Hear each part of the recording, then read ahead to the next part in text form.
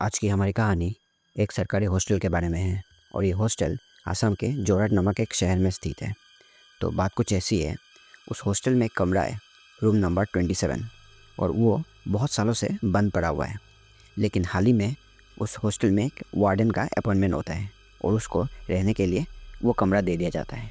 और ये जो कमरा है, इसका जो बंद रखने का कारण ऐसा कुछ नहीं है कि कुछ भूतिया कहानी हो गया या फिर कोई इंसिडेंट हो गया। ऐसा कुछ नहीं था, बिल्कुल नॉर्मल। तो जब वो वार्डन उस कमरे के अंदर जाता है तो वो देखता है कि उस कमरे में एक सीलिंग फैन है, एक टेबल है और एक बिस्तर है। एक सिंगल पर्सन के रहने के लिए जितना भी जो भी चीज़ चाहिए होता है सफिशेंट है। लेकिन उस कमरे के एक दीवार पे कुछ लिखा था। वो कुछ इस प्रकार था कि दरवाजे की तरफ मुंह करके मत सोना। तो वार्डन वो चीज़ को देखता है और उसको इग्नोर करता है। उसको लगता है शायद किसी लड़के ने, मतलब जो भी सालों पहले उस कमरे में रहता था, उसने लिखा होगा। तो वो चीज़ को इग्नोर करता है, हंस के उड़ा देता है। वो उस कमरे को सफाई करने लग जाता है, झाड़ू मारता है, अपने रहने लायक बनाता है। रात होती है, वो वार्डन खाना वाना खा के सो जाता है और उस दीवार पे जो चेतावनी लिखी हुई थी वो वार्डन उस चीज़ का बिल्कुल उल्टा करता है।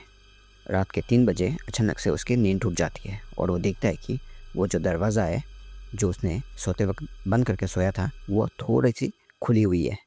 वो अपने बिस्तर से उठता है, एक बार बाहर चेक करता है कॉरिडोर में कि शायद किसी ने बाहर से मजाक करने के लिए खोल ना दिया हो। लेकिन वो कॉरिडोर बिल्कुल खाली था। वो दरवाज़ा लॉक करके इस बार अपना सर दूसरी तरफ दे के वो सोता है। वो रात गुजर जाती है, उसके साथ कुछ भी ऐसा वैसा नहीं होता। अगली रात उसको अचानक से अंदर चूल मचती है, क्यूरियोसिटी होता है, और इस बार वो क्या करता है, पहली रात की तरह फिर से अपना सर दरवाजे की तरफ देके वो सोता है। रात के ठीक 3 बजे फिर से उसकी नींद टूटती है। वो देखता है कि दरवाज़ा खुला है और इस बार वो हल्का हल्का सा ये भी देखता है कि उसके कमरे में कोई चल के अंदर आ रहा है।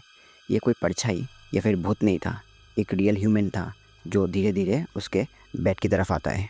वो इंसान उस वार्डन के कान के पास आके कुछ कहता है। वो कुछ इस प्रकार था, तुम्हें मुझे अंदर आते वक्त देखना नहीं चाहिए था। और फिर अगली सुबह वो वार्डन अपने कमरे के बाहर पाया जाता है। वो सही सलामत तो था, लेकिन उस दिन से उसकी बोलती बिल्कुल बंद हो चुकी थी। वो बस इशारों इशारों में सबको बताया करता था कि उसके साथ क्या हुआ है। यानी कि उसका जो बोलने की शक्ति है वो लाइफ टाइम के लिए चली गई थी। बाद में जब इस सब घटना के बाद उस कमरे को रिनोवेट करने के लिए वर्कर्स बुलाए जाते हैं, मिस्त्री बुलाए जाते हैं, तो उन मिस्त्रियों द्वारा उस कमरे के दीवार के पीछे एक छोटा सा गैपिंग पाया जाता है। बस उतना, जिस गैपिंग में एक इंसान अच्छे से छुप जाए। और वो जो जगह था, वो जो कैविटी था, उसमें बहुत सारे नाखून के निशान थे, स्क्रैच मार्क्स थे। तो आज की हमारी कहानी यही था। कि आप लोग बताओ आपको ये कहानी कैसी लगी। अगर अच्छी लगी तो इस कहानी को, यानी कि इस वीडियो को अपने दोस्तों के साथ, परिवार वालों के साथ शेयर कीजिए। इस शॉर्ट को लाइक कीजिए और चैनल को सब्सक्राइब ज़रूर कीजिए। मैं हूँ अजय, आप सुन रहे थे काल रात्रि।